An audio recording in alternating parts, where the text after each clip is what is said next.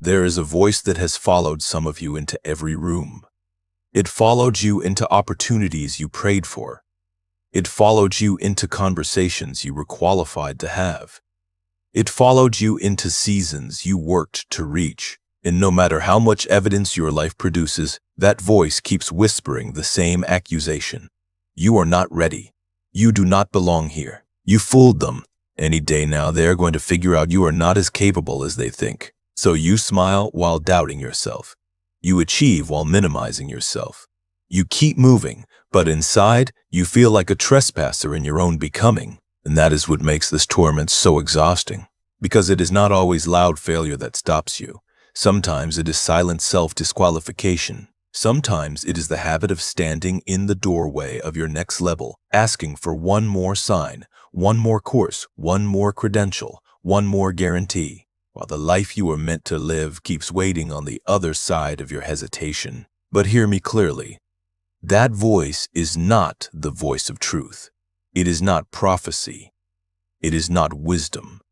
It is not humility. It is a psychological trap built to make your expansion feel illegal. And if you keep obeying it, it will steal years from you. Not because you lack ability, because you keep misclassifying yourself. You call growth fraud. You call learning incompetence. You call newness proof that you do not belong. So today, we are going to tear this thing down at the root. Not with empty affirmations, not with shallow confidence tricks, but with a total reclassification of identity. Because you were never meant to live as a suspect in your own calling. You were never meant to keep shrinking inside rooms that your own effort, resilience, wisdom, and grace helped open. You are not a fraud standing near your future. You are a growing person standing in the middle of it. And once that truth lands, the whole inner script begins to break. Let us begin with the fraud illusion. Because that is what imposter syndrome really is. It is an illusion of fraudulence that survives in the mind even when reality has already provided evidence of competence. You have done the work. You have survived the pressure. You have solved problems. You have learned hard lessons. You have developed skill. You have earned certain doors opening in your life. And still, some part of you keeps insisting that your success is accidental. Maybe you tell yourself it was luck. Maybe you say you were just in the right place at the right time. Maybe you say people overestimated you. Maybe you say they have not yet seen the gaps. Maybe you keep waiting for the moment when everyone finally realizes you are not enough. Let me ask you something. Do you attribute your success to luck? Be honest. When something good happens, do you immediately downgrade your own role in it? Do you explain away your discipline, your resilience, your insight, your preparation, your courage? Do you give chance all the credit and give yourself almost none? Because that is one of the clearest symptoms of the imposter. Not the person who knows nothing. The person who knows something, has built something, has endured something, but refuses to let the truth of that land in their identity. And here is the irony. The people who are most dangerous in a room are often not the ones feeling like imposters. The ones causing damage are usually the ones with no self-awareness, the ones bluffing with full confidence, the ones speaking beyond their depth without any trembling at all. But the capable person, the conscientious person, the person who actually cares about doing things well, they are often the very ones tormented by self-doubt. That is the twist. Only capable people feel like imposters at this depth. Why? Because awareness creates friction. Growth creates stretching. Responsibility creates humility. When you actually understand the weight of what you are stepping into, when you actually care about integrity, when you actually see how much there still is to learn, you are more likely to feel the discomfort of not being finished. But not being finished is not the same thing as being fake. Read that with your spirit. Not being finished is not being fake. You do not have to know everything to belong in the room. You do not have to be complete to be credible. You do not have to feel effortless to be equipped. A growing person will often feel tension. A growing person will often feel stretching. A growing person will often feel the awkwardness of becoming. That does not mean they are pretending. It means they are alive. And some of you have spent so long interpreting growth sensations as warning signs that you have built an entire identity around mistrusting your own expansion. Every new opportunity feels like exposure. Every promotion feels like risk. Every next step feels like you're about to be discovered, not revealed. So instead of receiving your own life, you keep standing outside it, suspicious of yourself. You compare your behind the scenes to everyone else's polished surface. You compare your learning curve to someone else's mastery. You compare your private uncertainty to their public composure. And then you conclude that they belong and you do not. But you are comparing the inside of your humanity to the outside of someone else's presentation. Of course, that comparison will wound you. Because most people look more certain than they feel. Most people sound more settled than they are. Most people are still figuring things out in ways you cannot see. Yet imposter syndrome isolates you into believing you are the only one who feels shaky while stepping higher. And that isolation feeds the lie. So let us name the symptoms clearly. The imposter discounts success. It minimizes wins before they can nourish identity. It treats praise like a misunderstanding. It hoards criticism like proof. It moves the finish line every time you get close enough to feel proud. You accomplish something, and instead of saying, "I did that," you say, "That was nothing." You survive something hard, and instead of saying, "I have become stronger," you say, "Anyone could have done it." You enter a new room, and instead of saying, "I am learning at a higher level," you say, "I tricked my way in." That is the symptom pattern.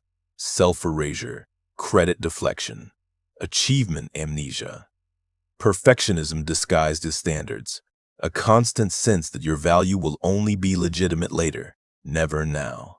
That is the recap many people need. If you minimize your effort, dismiss your growth, distrust your achievements, and feel chronically one step away from being exposed, you are not hearing truth.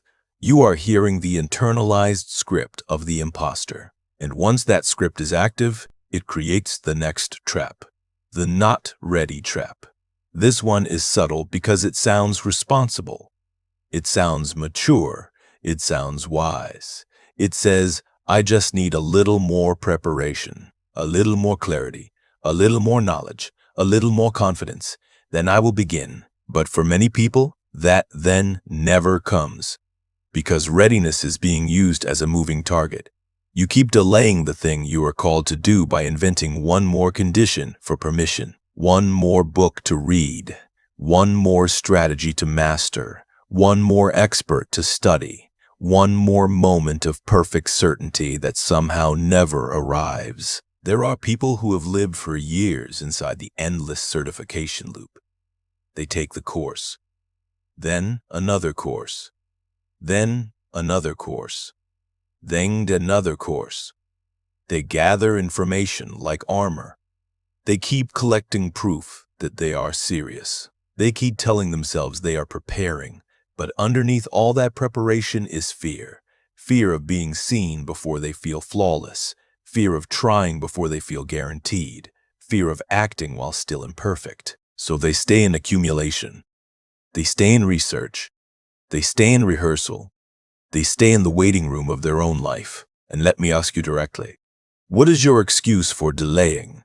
What sentence have you repeated so many times that it now feels like common sense? I need more time.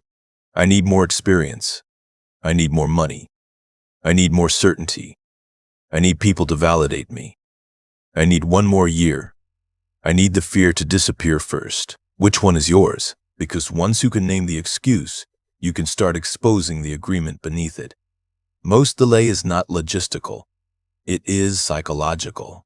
It is the hope that one day you will wake up and feel no resistance, no doubt, no vulnerability, no possibility of getting it wrong. But that day does not come, not because you are broken, because that is not how confidence is built. Confidence is not usually born in advance. Confidence is the result of evidence, and evidence is created by movement. That means action precedes confidence, not the other way around.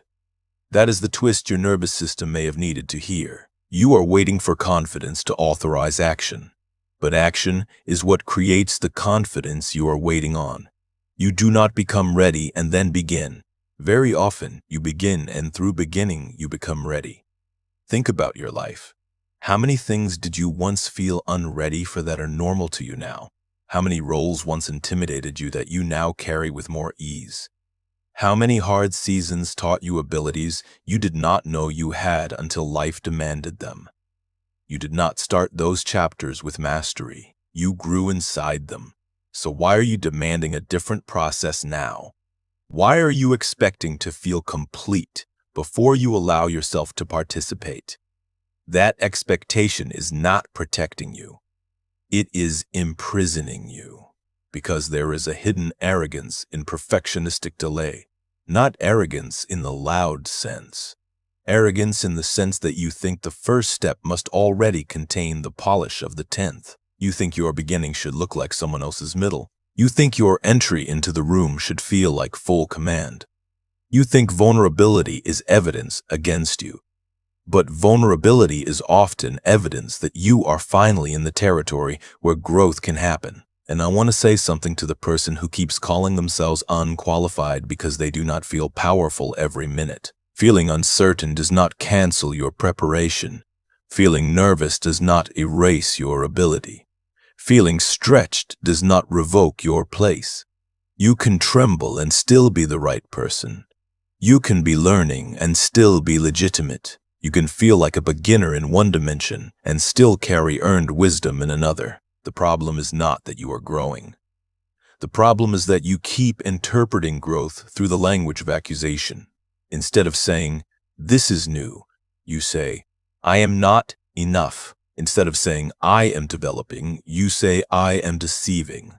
Instead of saying, "I am in process," you say, "I do not belong." That is why imposter syndrome is so cruel. It weaponizes your humanity against your calling. It takes normal growth sensations and frames them as evidence of fraud. It takes the discomfort of expansion and labels it danger. It takes the holy stretching of your next level and convinces you to retreat before you can inhabit it. But let this settle in you. The feeling of not being ready is not always a stop sign. Sometimes it is simply the sensation of standing at the edge of the life that requires the next version of you. And that version of you is not built through hiding.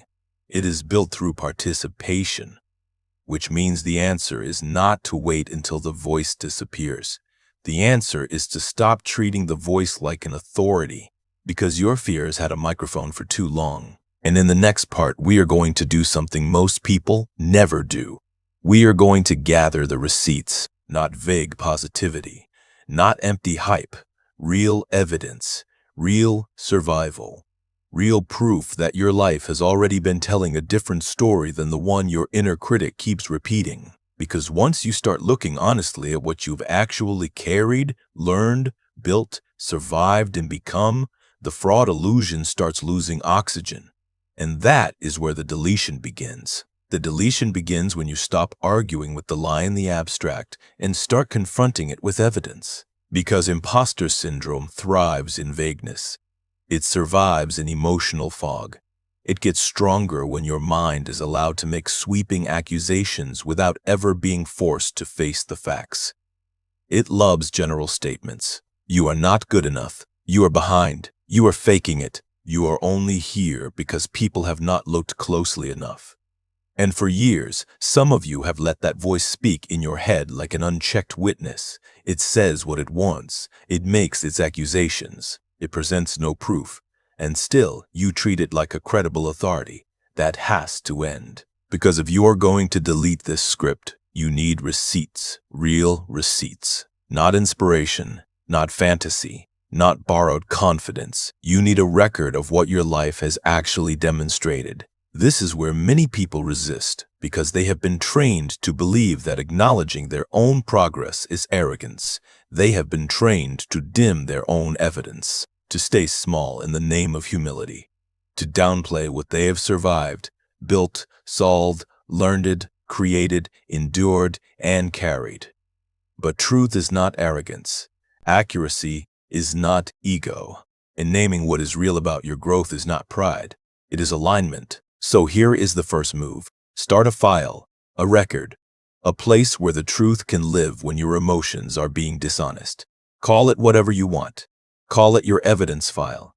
Call it your receipt archive. Call it your record of becoming.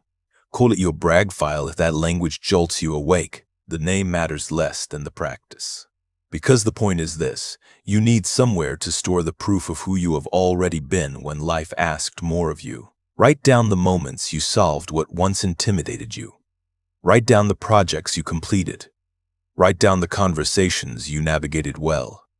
Write down the crises you survived. Write down the compliments from people whose lives were helped by your presence, your work, your insight, your steadiness. Write down the times you adapted, the times you learned fast, the times you held the line, the times you did not quit, the times you entered uncertain situations and still found a way through.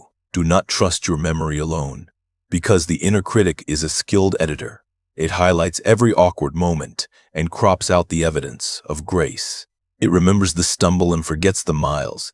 It remembers the one thing that went wrong and erases the 10 things that went right. So gather the receipts on purpose. This is your recap. The brag file is not about vanity. It is a counterweight to distortion. It is a place where facts are preserved when your feelings are temporarily untrustworthy. And I know some of you will still hesitate. You will say, but those things were small. They were normal. They were expected. Anyone could have done that. Listen carefully. This is exactly how the imposter protects itself, by shrinking every piece of evidence before it can nourish your identity. You finish something hard and it says, that was basic. You endure something painful and it says, that does not count. You do something courageous and it says, you only got lucky. You help someone meaningfully and it says, that was probably nothing. Nothing is ever allowed to count. Nothing is ever enough to update the self-image, so the identity stays frozen, even while the person keeps growing. That is why you must stop letting the lie define what qualifies as evidence. Your survival is evidence. Your consistency is evidence. Your learning curve is evidence. Your resilience is evidence. Your recovery is evidence. Your adaptability is evidence. Your willingness to keep showing up after disappointment is evidence. Your growth under pressure is evidence. And there is one kind of evidence people overlook all the time. The worst days you survived. I want you to think about that. There were days you thought you would not make it through. Days your mind was loud. Days your body was tired. Days you felt underqualified, unseen, unprepared, overwhelmed, heartbroken, confused, or cornered. Days when circumstances demanded a version of you that had not fully formed yet. And still, you made it through. Maybe not elegantly. Maybe not without tears. Maybe not without tears. Maybe not without fear. But you survived it. You learned from it. You became somebody inside it. Write those days down too. Write down the hardest things you have lived through and who you had to become in order to get through them. Write down the seasons that should have collapsed you but did not. Write down the losses that taught you endurance.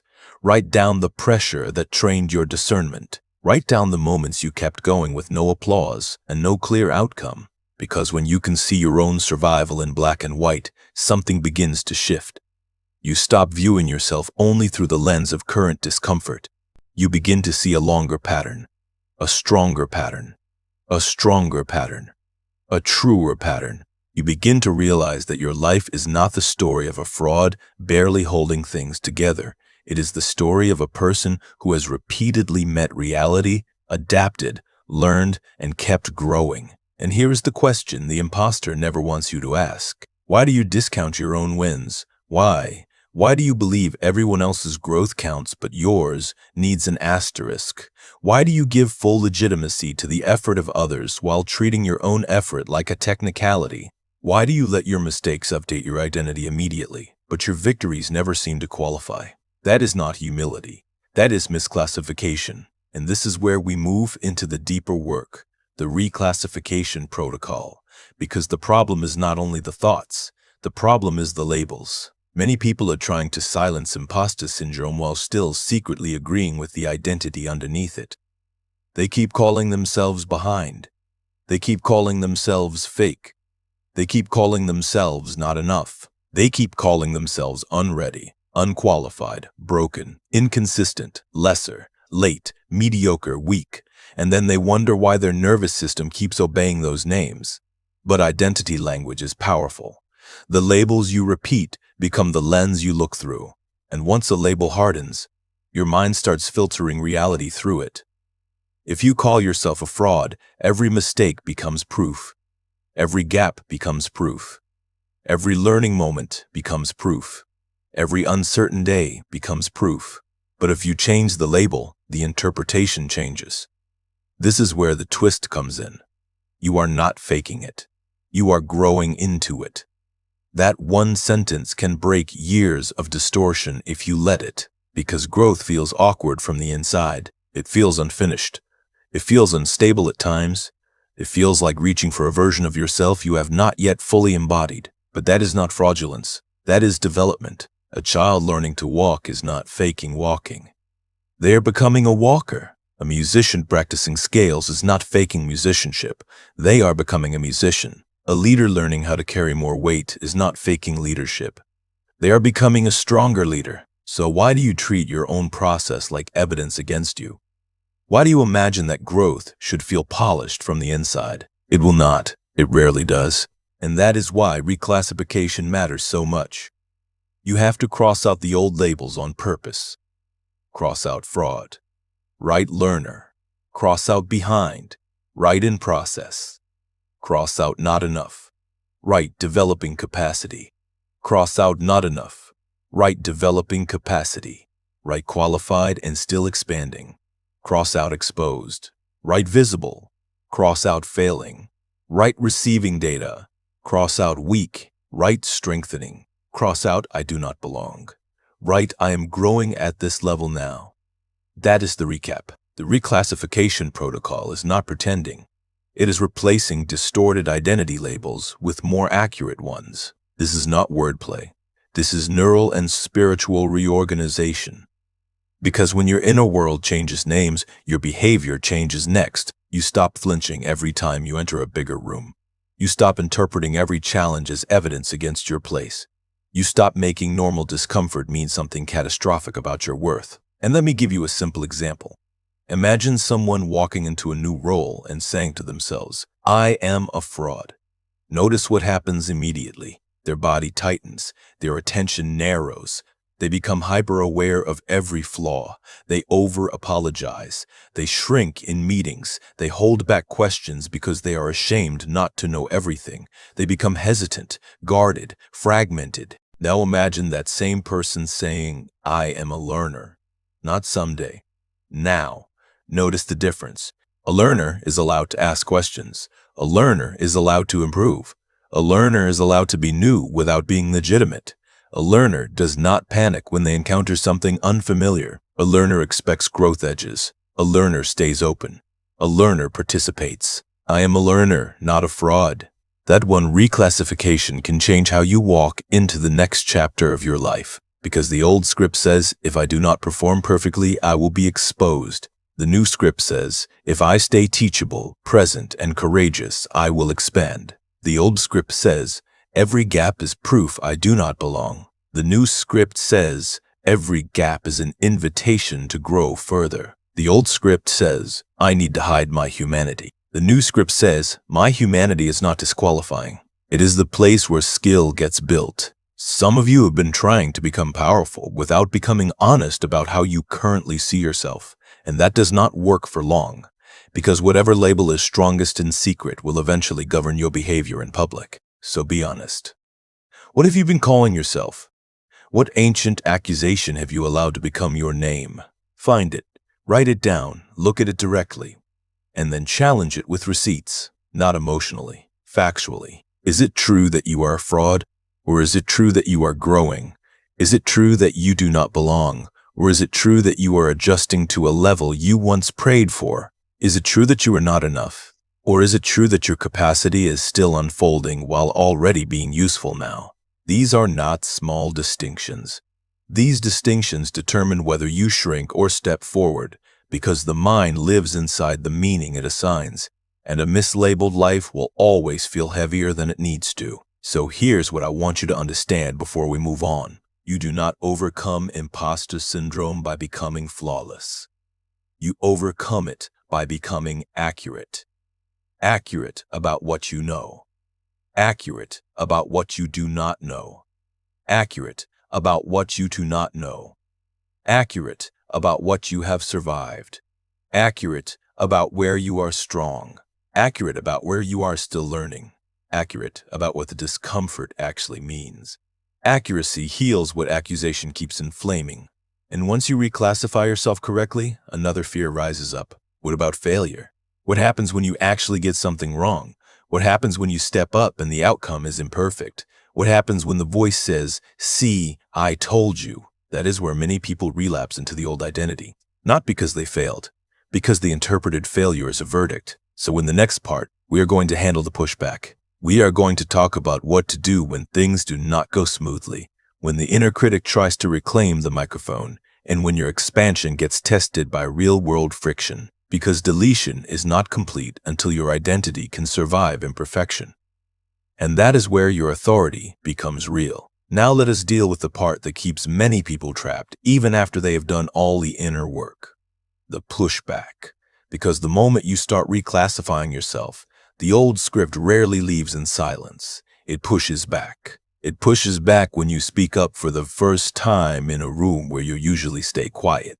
It pushes back when you hit publish, when you apply, when you lead, when you charge more, when you say yes to the opportunity, when you stop apologizing for your own presence, when you stop introducing yourself like a disclaimer. And one of the biggest fears underneath imposter syndrome is not actually the fear of being seen.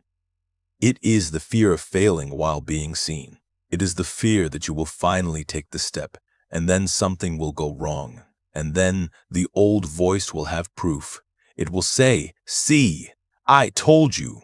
You should have stayed hidden. You should have stayed small. You should have waited. You should have protected yourself from visibility." So let me ask you the question most people avoid.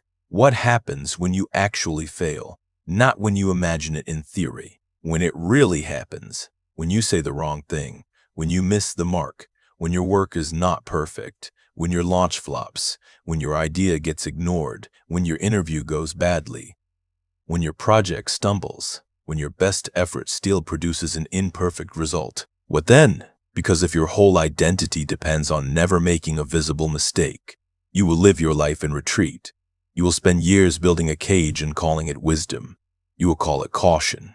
You will call it excellence. You will call it humility. But underneath it all, you will be worshiping an impossible God called flawlessness, and that God always demands your future as payment. So let us destroy that agreement right now. Failure is data, not an identity. That is the twist that can free a person for years. Failure is information. Failure is feedback. Failure is exposure of weak points. Failure is refinement. Failure is redirection. Failure is a moment. Failure is an event. Failure is not your name. You have to separate the experience from the identity, because when something goes wrong, people with imposter syndrome do not just say, "That did not work." They say, "I knew it. This is who I am. I am not cut out for this. I was fooling myself. I should never have tried." That is what makes one imperfect moment so destructive. It gets interpreted as a verdict on the self. But a bad result is not a revelation of worth. It is a report, and reports are meant to be read, not worshipped. Read that again with your spirit. A bad result is not a revelation of worth. It is a report. It tells you something. Maybe your strategy needs work. Maybe your timing was off. Maybe your skill needs sharpening. Maybe your preparation had gaps. Maybe your delivery can improve. Maybe that room was not for you. Maybe that method was wrong. Maybe the lesson is still unfolding. But none of that means you are fraudulent. It means you are alive enough to be in process. And if you want to delete imposter syndrome permanently, you need a bounce-back routine, not just inspiration, a routine. Because when the inner critic gets triggered, you cannot rely on mood. You need a response pattern strong enough to interrupt the old identity before it takes over again. Here's what that bounce back looks like. First, Name the event without turning it into a self-definition. Say, that presentation did not go well. Not, I am terrible. Say, I missed that opportunity. Not, I always ruin things. Say, I need to improve that skill. Not, I am not meant for this. Language matters in the recovery window.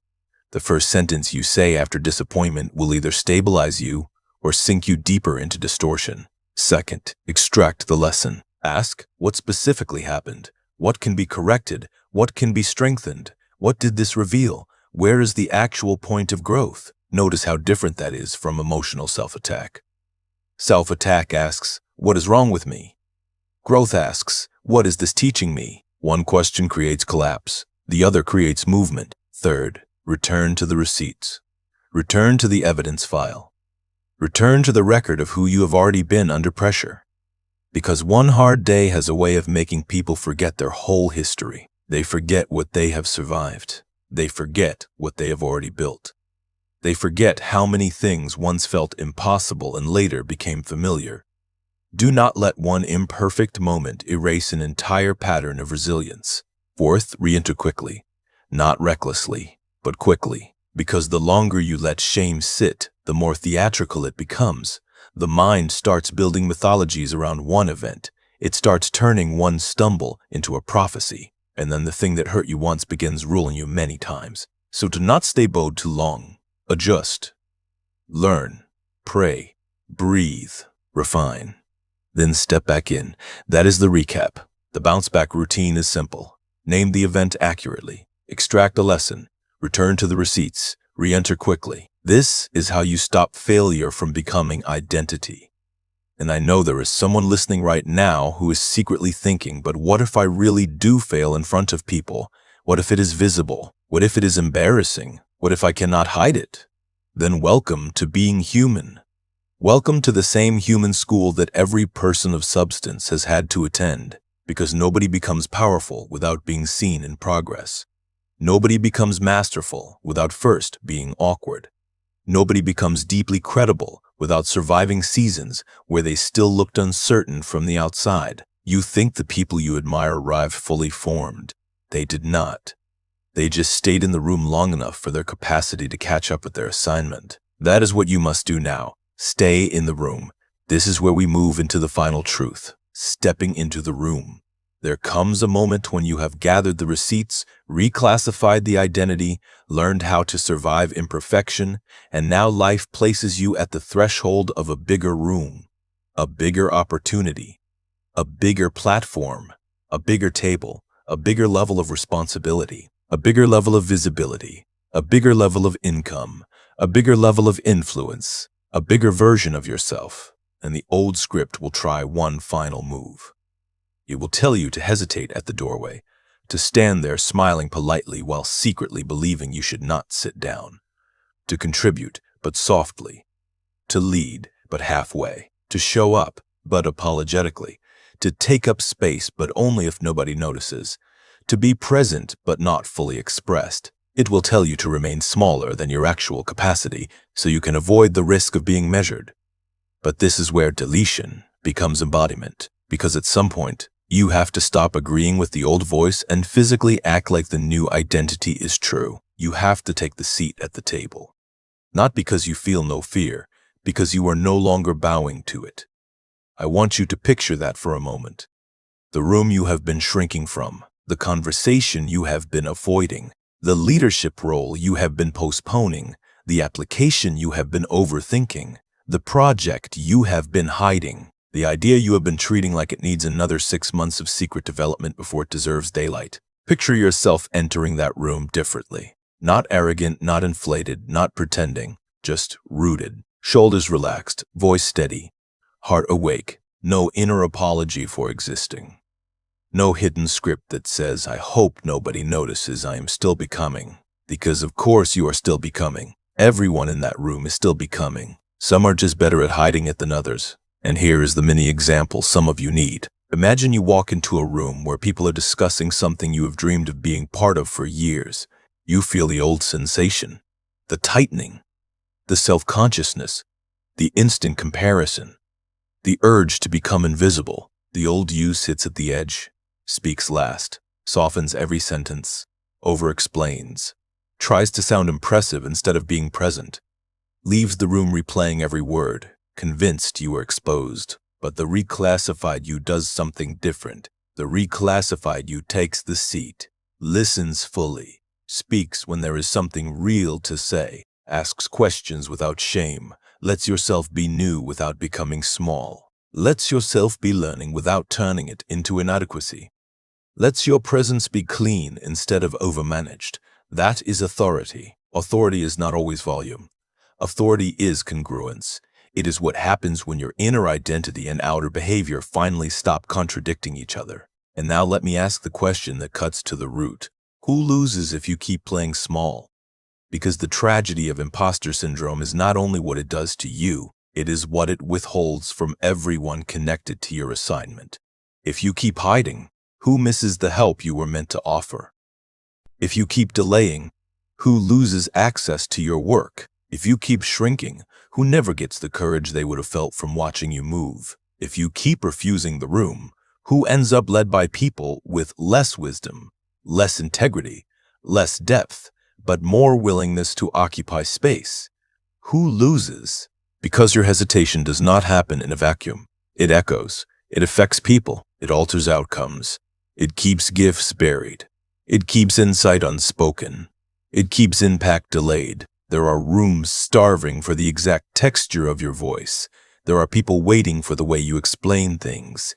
There are problems that need the way you think. There are spaces that would shift if you stop treating your presence like an inconvenience. So no, this is not just about your comfort. This is about stewardship. And that is why I need to say something that may feel almost too simple, but it is true. You belong exactly where you are. That is the final twist. Not when you have no fear, not when you know everything, not when you become flawless, not when your confidence becomes permanent and dramatic and cinematic. Now, you belong in the life your effort brought you into. You belong in the room your preparation opened. You belong in the season your growth has led you toward. You belong in the process of becoming more capable while already being useful. You belong as a learner. You belong as a contributor. You belong as a growing authority. You belong as a person whose capacity is still unfolding. And the reason this matters so much is because belonging changes posture. When you believe you do not belong, you perform. When you believe you belong, you participate. When you believe you do not belong, you hide your humanity. When you believe you belong, you let yourself learn in public. When you believe you do not belong, every challenge feels like a threat. When you believe you belong, every challenge becomes part of your training. This is the identity shift. From suspect to steward, from fraud to learner, from delayed to developing, from self-erasure to embodied contribution. So here is the activation. I want you to stop negotiating with the voice that has tried to make your future illegal. Stop treating self-accusation like wisdom. Stop calling your expansion arrogance. Stop calling your growth fraud. Stop calling your learning curve disqualification. Stop asking perfection to give you permission to begin. Take out the old labels. Cross them out one by one. Fraud. Cross it out. Not ready. Cross it out. Behind. Cross it out. Unqualified. Cross it out. Too late. Cross it out. Not enough. Cross it out. Not enough. Cross it out. Then write the new names with intention. Learning, growing, prepared enough to begin, capable of increasing, resilient, teachable, legitimate, present, useful now, and still expanding. And once you write those names, do not just admire them, live from them. Send the application, start the project, enter the room, speak in the meeting, post the work, offer the idea. Teach the thing, lead the conversation, take the seat. Not because the fear vanished, because the lie no longer gets to decide.